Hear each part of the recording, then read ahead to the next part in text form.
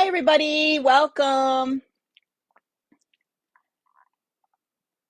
I'm Hein, Embroidery Software Specialist for Janome America. And today we are going to be going over on our live embroidery basics with the CM17. So if you're out there, go ahead and give a little thumbs up. You can let me know where you're coming from. I do have my comments up. I'm going to hang here for just a moment while we wait for everyone to get on board. And then I will put the camera on and we will get started. So let me see where we're at here. All right, we got a couple people on. I'm going to wait just another minute and then I'll get everything rolling. There's Marty. Hi, Marty. And we got Suze and Laurel is here. Welcome, welcome. Laurel, I'm going to be out there for Sew Expo. So if you go, you can pop by the booth and say hello. We'd love to see you. All right, so I think I will go ahead and put the camera on. And hold on one second as I get my bearings here. Hi, everybody. Welcome. So I'm Hein, and I think everybody who's on knows who I am, and I have my comments up. They're kind of over here. So we have a few people on today. So, and I'm sure people will be joining as we go. So today I am talking about the embroidery side of our CM17. And if you have other machines, a lot of this pertains to that too, if you have other Janome machines. So, in Maui until the 4th. Okay. All right. Ooh, how nice. So, what we're talking about, I segued there, I'm sorry. Sew Expo is out in Puyallup, Washington in March. So if you're in the area, if you want to go, it's a great show. Sewing, quilting, crafts, vendors are there. Janome's vending. I'll be there. Dot will be there. Chris will be there in the booth. And of course, we'll have our two dealers, Annie's Quilt Shop and City Back and Sew. Anyways, there's my commercial. But today, yes, we are going to talk about the CM17 and the embroidery side. And before we get too far, I'm going to show you, I just want to talk a little bit about bobbin cases and the stitch plate. And then we will move on from there to the screen of the machine. And we'll go over how the different things on the machine and how they work and so forth like that. All right, so let me grab my little box of goodies back here. And I'll bring it this way so I can keep track of it. All right, so a lot of us know, when you go to embroider, I'm going to see if I can, there we go. You want to bring, you can use your straight stitch plate. And if you don't use it, it's still fine if you don't use it, but it does support your fabric more. And when we sew, we are over here on the left side. Yeah, on the left side. So your needle will be over on this side. That's why there's 3 holes there now. There we go. So you have different positions for that. So you can put this on for embroidery. It is recommended. Sometimes when I'm doing a quick thing, I don't switch it over, even though it's so simple. Lock your machine, hit that button, it pops up, put this in, blop, it goes down. So simple. But sometimes I'm careening around here, so I don't always put it in. But it does support your fabric much better from falling down back in there. The other thing I want to talk about is bobbin cases. Now, we're always talking about bobbin cases, and there are different bobbin cases now. Well, we've had different ones along the way. We have a blue dot, a red dot, a yellow one. Now we have a white one, and we're starting to put the gram number in our bobbin cases, which is really important because that's really what you want to look for. On our CM17, our high tension case is the one with the little white part.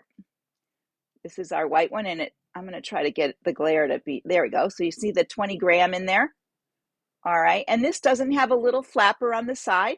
Instead, it has, I got to turn it the right way. Let me put the little hole there.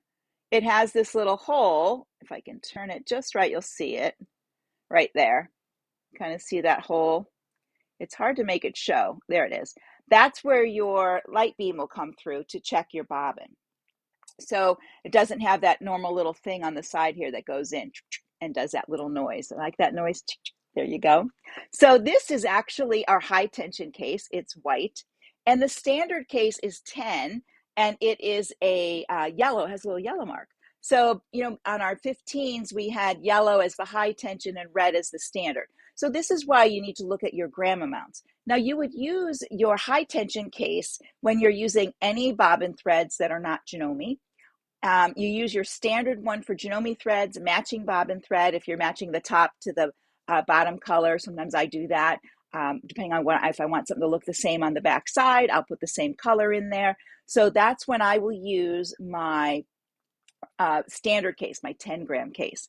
Now, my rule of thumb is there are some non-Janome bobbin threads that sew beautifully with the standard case, the 10-gram case. So if you're embroidering and everything's fine and you have that one in, you've done nothing wrong. Okay, so it works fine. But if you're embroidering and you notice that thread is coming to the top a little bit, that's when you definitely need to put in your high tension case. The other one we have is our blue, and I had that up just a little bit earlier. This is the blue one, and it's an 8-gram case. And this one, so it's a lesser tension. 8 grams is less, 10 is standard, and 20 is high. So this is great for even in the hoop quilting. I used it when I we were doing the quilt. I'm doing that quilting series, so I've been using that to quilt my quilts, and I love how it looks in there. The tension of it works well. And I am using the same thread, top and bobbin, so I could use the standard case as well. But this is just a little bit less tension, and it really, I think it makes the difference. So, and a lot of people like this for free motion. Some people don't need it. So this is an extra case. You do always want to make sure that you're checking your cases, that they're nice and smooth. There's no needle. We break a needle from now and again. If you have any needle pricks in there, that's what's going to cause that terrible jam. That's going to make your bobbin case spin. So that's what you want to look out for. You want to make sure that things are nice and smooth on your bobbin cases. Now, there are different feet that you use when you embroider. And on the CM17, we have really 3 different types. And we have our standard P foot, like this. It's a metal foot. Some of our machines have plastic P feet. This is a metal one. And if you ever notice when you look at your foot, over here on the left side are these little dashes. That is because our machine sews on the left side of the foot. And that's because just like your HP foot is on the left side, that's where your hook comes around and meets that bobbin thread first. So you get a really nice, precise stitch. So this is the standard one, which you would have on most of the time. There are times when you're positioning things, you want to put on this one. This is our positioning marker foot. It has a little light beam in here, right here, and it will project a little light down onto your machine. It plugs in right here. And when you plug it in, you do get the icon on the screen of your machine. So I'm going to be covering this in another episode where I'm going to show you it with it on and how the placement works. So this will be coming. I'm not going to plug it in today, but when you plug it in, you do see it on the screen. So you can adjust it from there. So let me just take a quick look here. Let's see. Yes, you're right, Marty. Some things work with your 15. Just starting freestanding lace, very dense, and getting nesting with thread pushed into hole. Have to take all apart.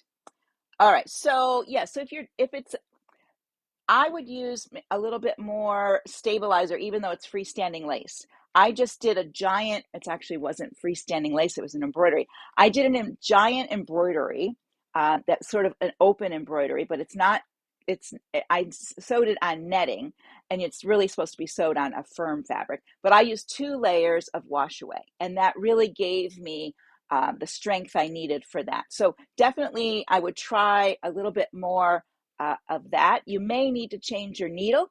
Maybe you need to move to a 14 or a 16 needle, just so that you don't, if you're very thick, it's going through several times. So you want to make sure you're watching for that. So give that a try.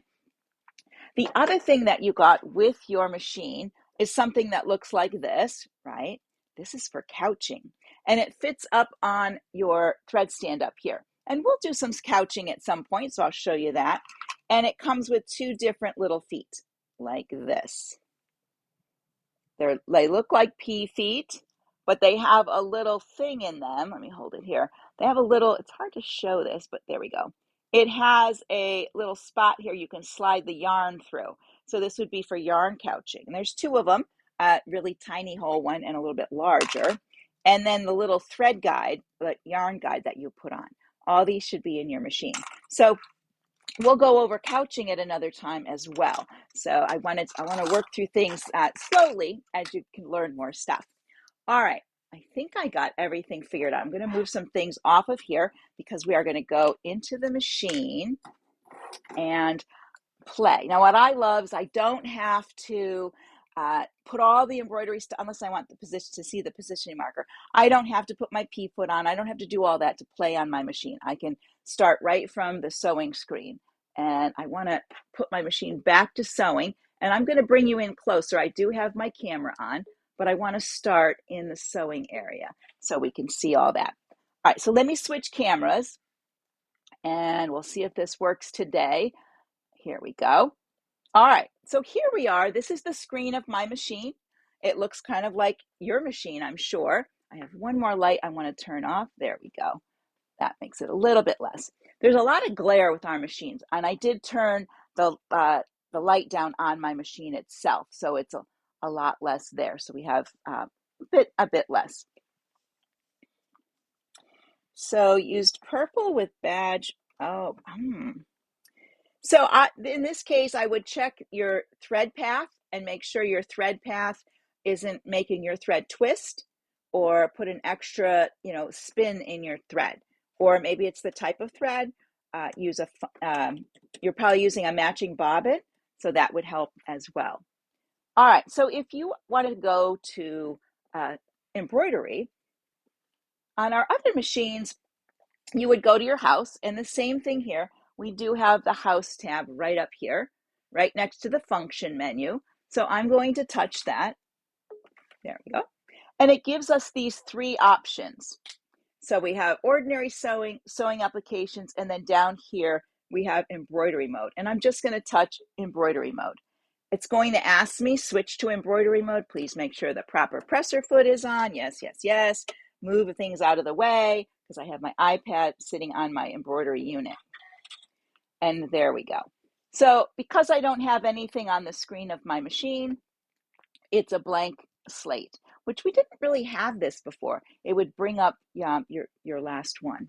So let's just go over this really quickly on this part of it. Across the top, we have our different design groups. This is by design, this is by hoop, lettering, and of course our edit screen. And then you can see not everything's lit up here because there's nothing there. So, and everybody can see okay. I think we can see pretty well. Yep, we got everything in there. All right, so I'm going to go to the edit screen. That's where I want to start today. And right here, I can change my hoop. I have all the different choices, and I'm going to put on the RE46, just so that I have the most room to work with. Or we could stay with, let's stay with a square hoop, because I think that might be enough. There's our square hoop. So that's easily how you can change. Now, it will tell me if I try to bring in a design that's too large, it'll tell me, and I'd have to change it here. You don't always have to come to edit, but I want to show you combining some things, so that's why we're starting in the edit screen. Okay, so let's go up here. We're going to get a design, and today, let me double check my notes because I wanted to make sure. Oh, I think I did cover everything so far. I'll try to remember this. And I'll show it when we do couching. There's a spot on the ready to sew screen where you can check for your couching foot. You can choose your couching foot. So when we go back there, try to remind me. So there isn't a purple bobbin case, Marty. There is a blue one that's 8 grams, and the red one is 10. I have a 10 gram in my yellow one in my CM17. So that's why we can't go by color anymore. We have to look at the gram number because they're using some of the colors again. And I don't know why, but they are. So I want to go into grouping number 17. So these are the different groupings of designs, and then this would be by hoop size. So if I'm only using a certain hoop, that's where I would go. So I'm going to use this arrow here to page through, and I want group number 17. And I'm going to, since it's Valentine's, I'm going to take this heart right here. There it is. There we go. So there's my heart, and you can see now I have tools down in this area.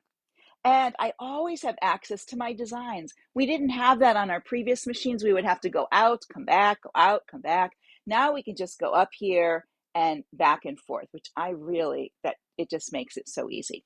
And they've given us this little back arrow right here, and open and close. So if I want to go back to the same unit, I can quickly go back without checking over here. So that's nice too. So there's a lot of nice little hidden things in there. So here's my design. I'm going to select it. It has a green box, which you can't see, but it does have a green box around it. And then what I want to do is I'm going to rotate it. This is rotate. And I think I showed you this before. You can rotate by 45, or you can rotate by degree. So I can turn it just a little bit. Ooh, that's good. I like it right there. I think that's going to work very nice.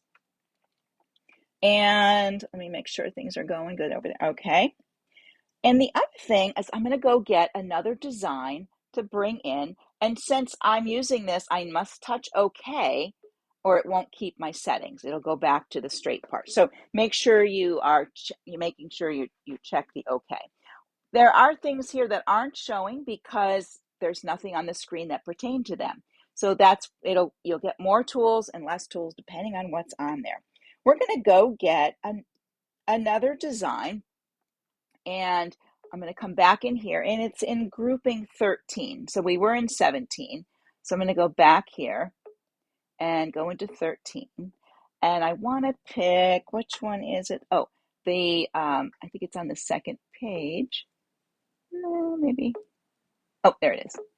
I'm going to pick these nice little lips, and I'm going to drag them up here. Now I can drag them with my cursor thing here, my pointer, or I can, and I'm using this one because it's longer for me than the short one that comes. I can use my finger, and I can use these arrow keys down here, either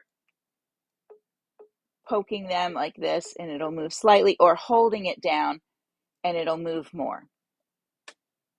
So I'm going to bring it over here and put it kind of in the corner, maybe. There we go. And I'm going to put it there. And then I want to put one in every corner. So right down here, we have our 4 hearts.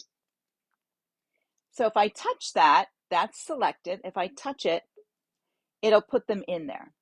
Now these 2 are looking the right way. These 2 are sort of upside down. So you can, this one here, you can select them, and you can use your mirror image to flip them the way you need. Let's see, there we go. So let's do this one. There we are. So now they're all, well, maybe they're, yeah, now they're, well, we can move, yeah, now these are kind of looking upright. So because we're not gonna look at this from every angle. So they look upright to me. But you can design any way you like. Now that I have them on there, if I wanted to move them, I can use the group function. So this here, where the hearts are in a square, that's grouping. So I'm going to select it. And I want to, this would select all of them here. I'm going to select the ones I want to group. So I want, which one do I want? This one, and I don't want that. I don't want that. I don't want that. But I want that one and this one. And I'm going to touch OK. And then it's hard to see, these grayed out, but these did not. And now I can use my arrows to bring them down. Or if I want to bring them to the center point, I can use the center. Let's bring them up a little bit. Oops, the problem with these. And then once I have it where I want it, I can go back to the tool. I can go back to the tool again, and I can click off the ones I don't want. I want this one. I have to look for, whoops, I have to look for my green. These are the two I want. Let me make sure they're selected. I can't see the green one over there. There we go. Not that one, and not that one, and not that one. All right, it's very faint. I can see the green, and I'm going to go to OK. And now these two are selected, and I can move them up. I could move the side ones in if I select those. So that group function is very important. So let me go back. When you come into group, you select it. This is the grouping you're going to be doing. And you'll see the boxes, and you'll click on the ones you don't want selected, and then you'll leave the green boxes on the ones you do want selected. And then you'll go to OK, and then it will give you the option of moving them right here. Now they're all grouped, I think, and I can move them all as a group because I didn't select any to move. That's pretty cool. And that puts it, let's do that. Look at that. I'm going to slide it down. If I hit this, it recenters the whole design for me. That's great because I can't center anything half the time. All right, so that's using our group function. There we go.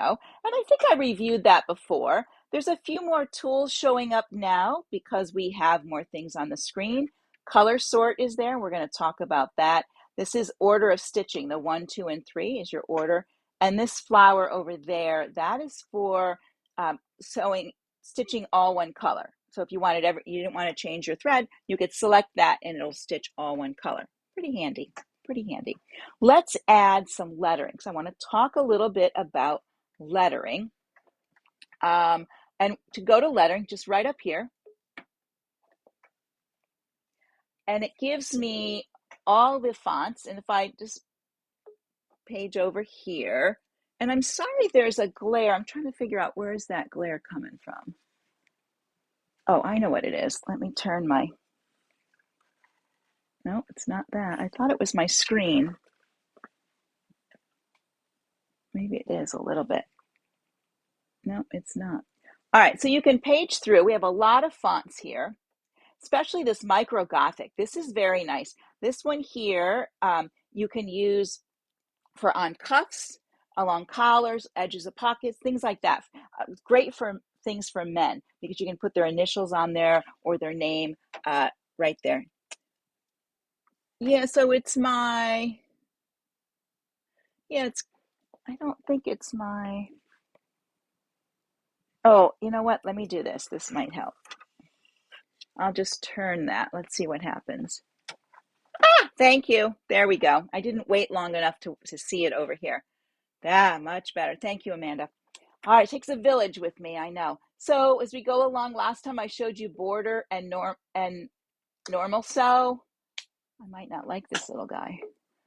And then there we go. We have normal sew, and then of course we have monogramming. So I'm going to go back, and I'm just going to pick a font, and we're going to play with that font. I might have to go back to the other one. And I'm going to pick Bauhaus because that's my favorite. Now you'll notice mine are lowercase at this point. So right down here, I want to show you this little area here. It's a little dark. Well, I think you can see it pretty well. We have 3 different parts. So the middle one, that is upper and lowercase. So I can toggle between upper and lowercase. The first one here, this AB going right, left, and AB going down, this is the way the letters would go into your hoop. So if I wanted them to go down my hoop, which is handy when we have a 5x7 hoop and we can't get it across at 5, we can turn it and use it right here. So this will actually bring it for you. So let me just show you. I'm just going to put in that and OK. And here it is here. And it's going down the hoop. I can move it around the hoop, do anything I want with it. But if I had a long saying, I could get it in the hoop. So I could just turn my item, my thing I'm going to embroider on that way. So this is a square hoop, so it doesn't matter. But when we have let's go here. If we have this one, see how much I could get down this way where I couldn't get it all that way. So I would just have to turn the thing I was going to stitch on. to have it in the right order. So let's go back to lettering. I'm going to leave that in there for a moment. So that's going down the hoop. When you touch it again, and it's red, mine's red, going left, right. Now it'll go across the hoop, upper and lower case, and then this one here, small, medium, and large. So let's go to upper. Oops, upper. And then I'm going to go to small, and I'm going to put a small A. I'm going to put in a medium A and a large A, so you can see the difference. And okay. Everything always pops center of the hoop with Janome, which is handy most of the time. There we go. So see how small those are, the different sizing. So we can, let's zoom in here. Is this the one I want? I'm always not sure. Maybe it's this one. There we go. There, I brought it a little higher for you. So you can see the large ones, at least this font is 3 blocks high. This is 2 blocks, and that's 1 block high. And you can, I grouped them like that. You can combine your letters any way. You don't have to use all large, all small, all medium. You can mix and match and, be very creative. That's a lot of usually what I do. I like to do creative stuff. There we go. And I'm just going to move that up to the top. We'll just get it out of the way for a minute so you can keep it on there. And then if I wanted to type, let's say I want to put in a saying. Oops, wrong thing. What am I doing? Go right here. Here we go. If I wanted to put in a saying like, we are in large. So I'm just going to do it. I'll do 1 big letter, and then I'm going to do medium letters in lowercase, just for the heck of it. And then I'm going to go, love you. Let's go get some numbers. 4 and a little line. There we go. Let's go back to our letters. And then here we go.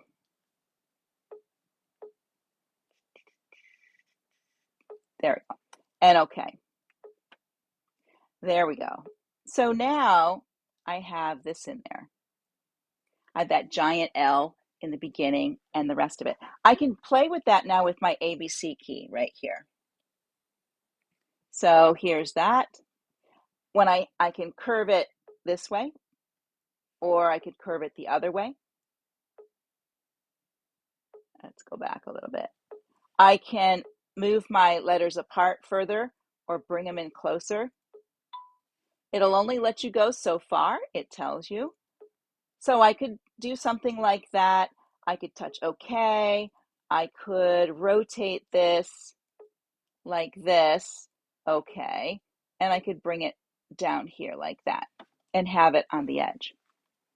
Sometimes what I like to do with lettering is, not that one, with lettering is pick a script font like that and put it large and upper. And I'll do it with love. So there's an L. And then I'll go back to, I'll do OK because I want that by itself. Let's put it at the bottom.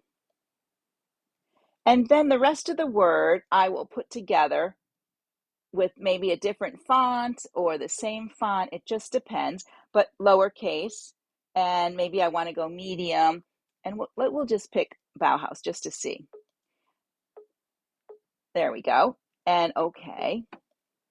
Then I can bring that down. And I have a little bit more flexibility with my lettering. So I could put it like this. I could bring it down more like that. I can move it further away. I could bring it in closer.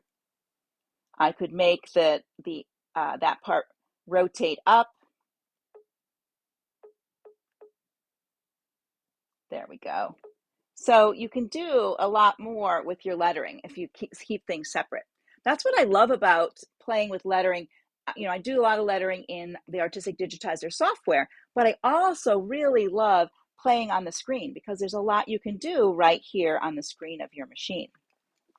Now, if I wanted to increase or decrease the size of something, I would be using this one here, and this is copy paste. So what I'm going to do is I'm going to, well, before we do that, I think what we're going to do is we're going to bring this one down a little bit. And remember I talked about color sort?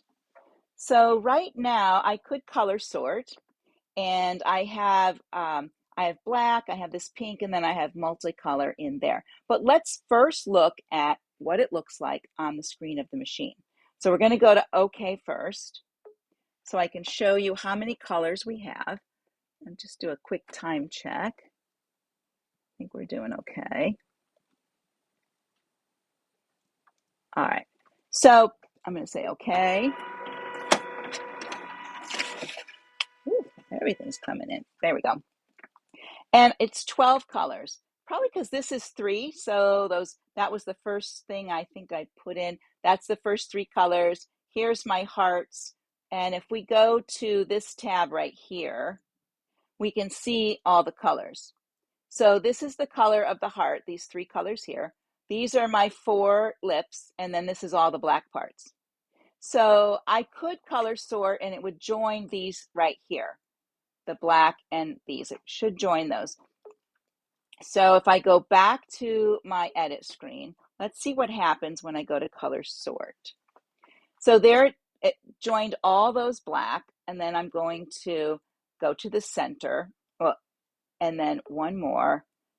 There we go. So let's see what happens when we go back to the main screen. We're down to 5 color changes now. So we have the 3 that are in the heart, all the pinks together, and all the black is together. Okay, now it will join like things together. So these black things are all like things. These are all the same pink things, so they'll join it together. Watch what happens when we go back here and we duplicate this heart. So I have the heart selected, and this is duplicate. Now I'd like to tell you, please only push that button once and hear it beep, because the more it copies right on top of itself. So I try to tell people after you use it, move your piece a little bit just to see, oh yes, I only have one there and one here. So I don't think I have another one. And if I want to recenter that, I can just hit the recenter and it brings it back for me. This one here, I'm just going to make that one smaller using this one here. This is like a little piece of paper. And you can go up 20, you can make it 20% bigger or 20% smaller. That's what they feel is safe for the designs. So there's that one. And I'm going to touch OK. And, I could move this up somewhere else on the screen. If I want it up here, maybe over in this area like that. Let's move these off. Let's actually delete those little guys. We don't need them. Okay, so let's see what happens when we color sort now. So you can see, because we would have a lot, if I just left it, we'd have a lot of color changes, because we'd have all of these and all of those. So if I come here again and I color sort, there we go. And okay, we should have, see what happens. We have 8 colors. So it didn't group my hearts, and I think it's because they're not in order.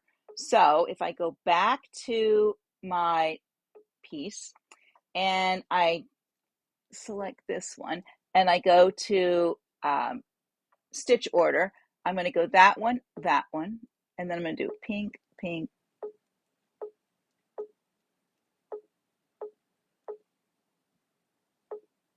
Then I'm going to color sort. Let's see what happens. Maybe it's going to come together. Oh, I had that extra L. Let's see what happens. I didn't join. I don't think I joined that last one. So now we have 9 colors. So it should join. Earlier I did this and it joined them. I think it's because I have that L in there. Let me go back, and this L is a problem. So let's do this, and we're going to go here. So I want this one, then I want these pink ones. then this one, this one, this one, and this one. I think I got them all. Color sort. There it is. So now it's going to bring those together. So it's basically when you're color sorting, you need to align your colors so it'll group them. And the reason I think it does it that way, in case you have something on top of itself, then you don't want that to happen. And now we will have less colors. So let's go down here. And now we have all the heart stuff doing first, then the pink, then the black. A lot less work on there. All right, so let me see.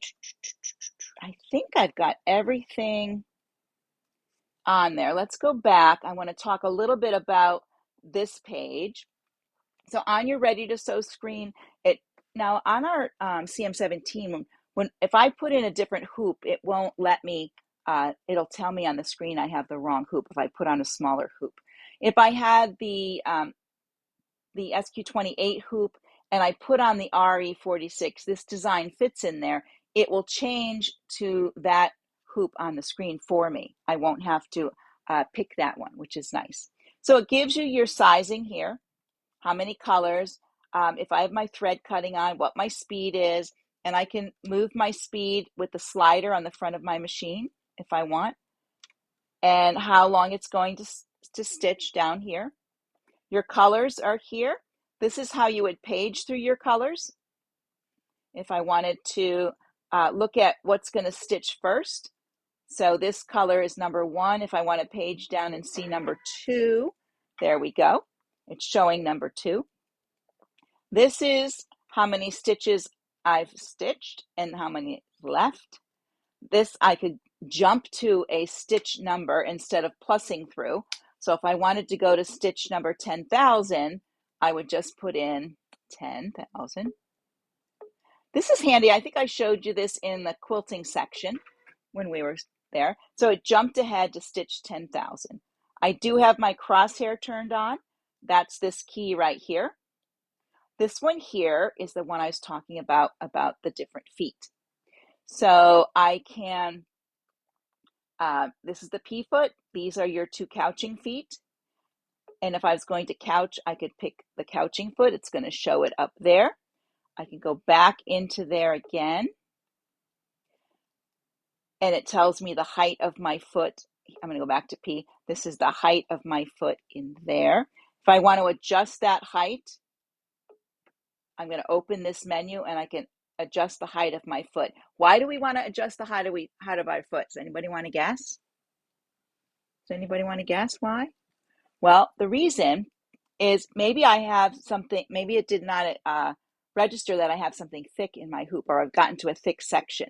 So I can raise my foot up, or maybe I'm quilting and once I get everything in there, it's a lower layer, I can lower my foot a little closer.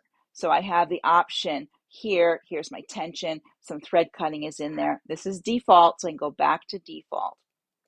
All right, let's close that. And this is the crosshair. So if I want it off or on, I can do it there. This here is called the hoop forward, hoop back. And when you open this, you have choices of which way you want your hoop to move. This will not give you access to your bobbin, but it will give you access to moving your hoop forward so that you can put more fabric in there if you're doing appliques or trim or things like that. So it makes it a little easier. And then you have the little key here for moving your connector. This is not the only place it is. It's in other places. And then here is the either all of it, so you see the whole flower, or part of it. Now, what's missing down here is when I put in my positioning marker foot, you'll see that light up. And the scissors icon. What is number 2 on that screen? Okay, let me go back. This one here. Oh, this one here is your jump thread cutting.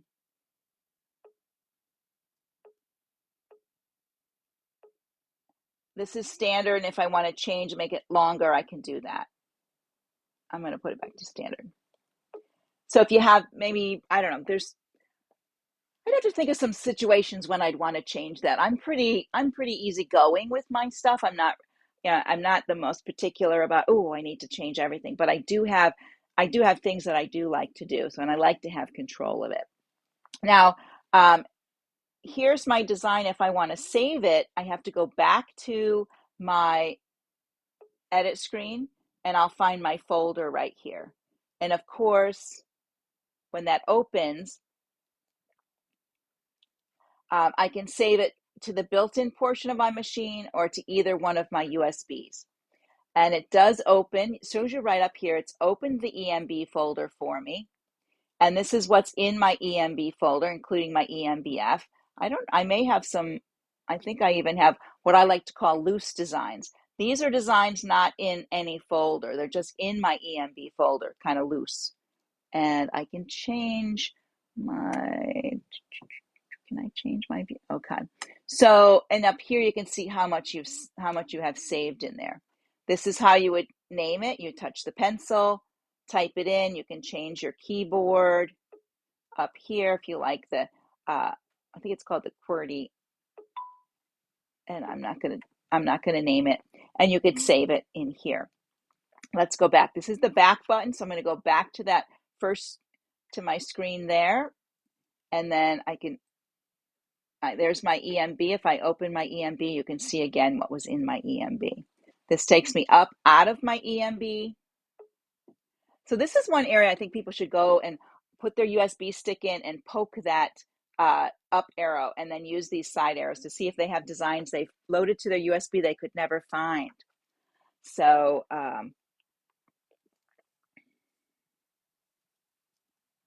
so man, you can't. Yeah, I think there's times when maybe you want a longer jump thread for some reason. You might have a thread, when your spool gets near the end, your thread has an extra curl to it, so it's prone to coming out of the needle. So by cutting things longer, you have more tail to work with. That would be one thing I think that would help on that part of it. But check that back arrow out so that you can find out if you have things hidden. And I'll go back and show you. So right now there's EMB, it's not open. And I do have things on my saved to my machine. All this is saved on my stick, but not in the EMB folder. I know I'm a daredevil. I just am. All right, so I'm going to close this out of there. And I'm double checking to see if there's any comments. I think I covered everything down here. I think we're pretty good. All one color, sews all layers without stopping to change colors. Okay. And when it goes over here, keep hands clear, it's going to move. So it grayed everything out because it's going to stitch it completely from first to end without stopping, which is very handy. Very handy. There we go. All right, so let me see if there's any questions first on either of those screens or something I didn't show. And then I'll go back to the camera and I have to turn my view around, so we're going to have a little bit of glare as I get things back set up here for the other part.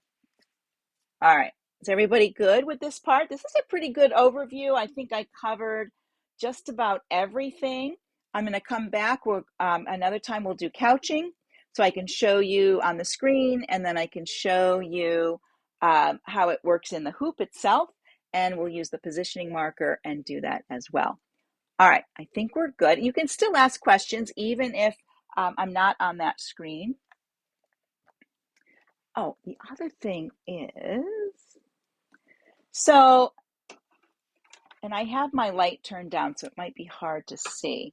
And I'm going to move my camera. So, you know how we have two screens on our machine. So we have this screen, and if I opened this up, you would see these are the adjustments I can make to my design. But they're also on our menu that's in the middle. So let me just show you where that is. I'm just going to pan over here. So see right there, those same things are right there. So I wouldn't even need to open that menu. I could be in front of my machine going, oh, you know what? My foot needs to be a little bit higher. Nope, got to be a little bit lower. I'm sorry I'm shaking because I have to hold the camera kind of up there to see that. Oh, but maybe not. Maybe it'll stay right here. There we go. So this is a really great feature that we have that we don't, now I don't have to reach all the way over to my screen. I can make my quick adjustment right here, which is nice. So one of my favorite things, I have a hard time finding just one. I have several. So let's see what's happening over here. Everybody looks good. All right, I'm going to put the camera back on me. We'll see how this works because I moved everything, so I'm probably not in my normal position. So there we go. You can see my messy desk back there. Let's turn it this way. There we go. All right, everybody. Okay, so that's our overview. This is my camera in the way with its little block. I'm going to move that over this way a little bit. There we go. I'm going to just bump into it. I'd probably knock it on the floor. Let me put this up a little bit. There we go. All right, so that I think is going to cover all the screens, and then we'll come back and do those other things another time. We're going to be talking about hoops at some point, hooping, a bit on stabilizer, a bit on thread and threading, and we'll cover all those subjects a little bit at a time because it's just a little bit easier to change. And we'll talk needles at that time too. All right, so if there's something that you want to see in our Embroidery 101 series, you can put it in the comments and I'll add it to my list and then I can pop things up from there. All right, I'm going to let everybody go today. We're at my usual time, about 10 of, so it's still 3 o'clock here. I just never change that clock. Anyways, hope everybody has a great weekend. The weekend is here finally. Thank you for joining me today in the studio. I've had a great time with you. I really appreciate you spending time with me. And I will see you again next week. I'll be back Thursday. I'm going to be live from the Quilters Studio in Fairfax, Virginia. I'm doing an Artistic Digitizer event there Friday, Saturday, Sunday. So Thursday I'll be live. I might have a live on Friday over here on the club page. I have to look at my schedule. That one might be recorded because I'd be teaching. But anyways, you'll be fine with that. All right, everyone. Have a great weekend. So if you want this weekend, take off and have some fun. But I'll see you again next week. Bye for now.